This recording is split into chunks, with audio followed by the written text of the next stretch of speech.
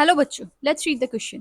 The question says, दो statement दिए हुए हैं हमको। स्टेटमेंट फर्स्ट बोल रहा है a mixture of chloroform and aniline can be separated by simple distillation. Statement second बोल रहा है when separating aniline from a mixture of aniline and water by steam distillation aniline boils below its boiling point.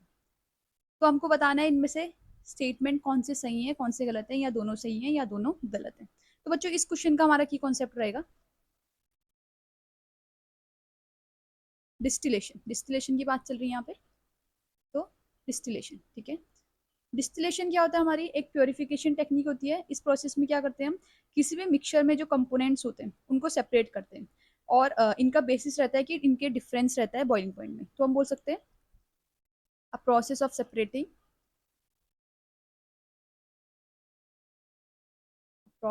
Separating, components of a mixture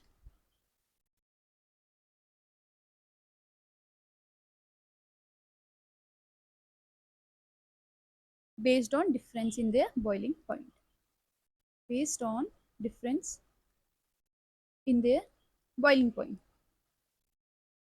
अब distillation के भी काफी types होते हैं, ठीक है। अब सबसे पहले हम अपने स्टेटमेंट वन में आ जाते हैं। स्टेटमेंट वन बोल रहे हैं अ mixture of chloroform and aniline can be separated by simple distillation. मतलब क्लोरोफॉर्म और एनिलीन का जो मिक्सचर है उसको हम सिंपल डिस्टिलेशन से कर सकते हैं, सिंपल डिस्टिलेशन। अब बच्चों, सिंपल डिस्टिलेशन किस टाइप का डिस्टिलेशन होता है?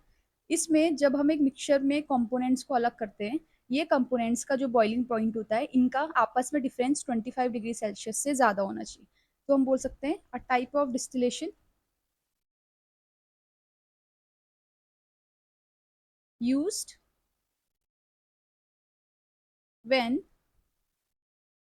difference in the boiling points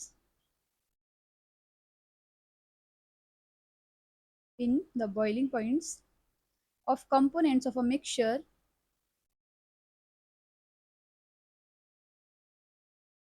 is more than 25 degrees Celsius, is more than 25 degree Celsius, ठीक है। मतलब ज्यादा डिफरेंस होता है जब। तो हमको दिया हुआ है एक एनिलीन दी हुई है और एक दिया हुआ है क्लोरोफॉर्म। अब बच्चों, जो एनिलीन है उसका हमारा बॉइलिंग पॉइंट रहता है 184 डिग्री सेल्सियस और क्लोरोफॉर्म का रहता है हमारा 61.2 degree Celsius.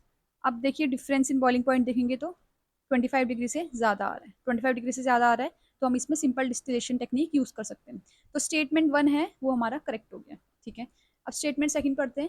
When separating aniline from a mixture of aniline and water by steam distillation aniline boils below its boiling point. मतलब एक मिक्सचर है जिस मिक्सचर में हमारी एनिलीन है और वाटर है, उसमें से उस मिक्सचर में से हमको एनिलीन को सेपरेट करना है और हम स्टीम डिस्टिलेशन से इसको सेपरेट कर रहे हैं। तो ये बोल रहा है कि जो एनिलीन है अपने बॉइलिंग पॉइंट से नीचे ये बॉयल हो जाता है। तो बच्चों, स्टीम डिस्टिलेशन के बारे में जान लेते हैं। स्टीम डिस्टिलेशन, अगर इसकी डेफिनेशन की बात करें तो हम बोलेंगे separation process which purifies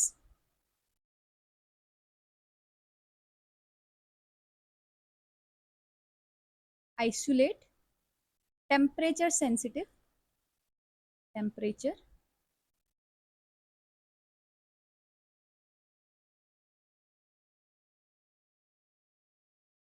materials such as हमारे aromatic compounds,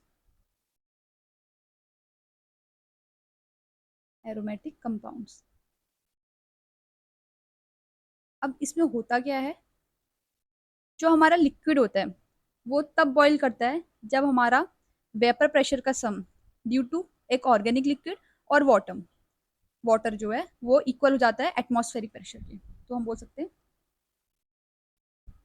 P is equals to P1 plus P2, ये एटमॉस्फेरिक प्रेशर के इक्वल हो जाता है। अब इसमें से जो P1 होगा वो भी एटमॉस्फेरिक प्रेशर से कम होगा और P2 होगा वो भी एटमॉस्फेरिक प्रेशर से कम होगा। तो ये अपने बॉइलिंग पॉइंट से पहले ही बॉईल हो जाएंगे। तो अगर हम इसको लिखना चाहें तो हम बोलेंगे the liquid boils when the sum of when the sum of vapor pressure due to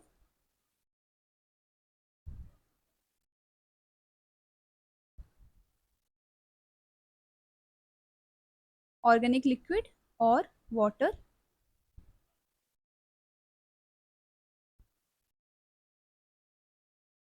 becomes equals to atmospheric pressure.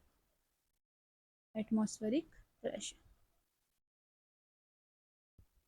तो हमने ये फाइंड किया कि वेपर प्रेशर भी कम है एटमॉस्फेरिक प्रेशर के कंपैरिजन में। वेपर प्रेशर कम है तो हम बोल सकते हैं बॉइलिंग पॉइंट भी कम हो जाएगा, मतलब वेपर प्रेशर डिक्रीज होगा, डिक्रीजेस,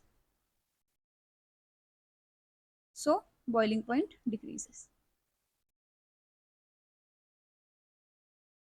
इसका मतलब अपने बॉइलिंग पॉइंट से पहले ही बॉईल हो जाएगा। तो स्टेटमेंट जो सेकंड है हमारा, ये भी हमारा करेक्ट हो गया। तो हमारा ऑप्शन है both statement A and statement 2 are true. I hope you understood this question बच्चों। Thank you.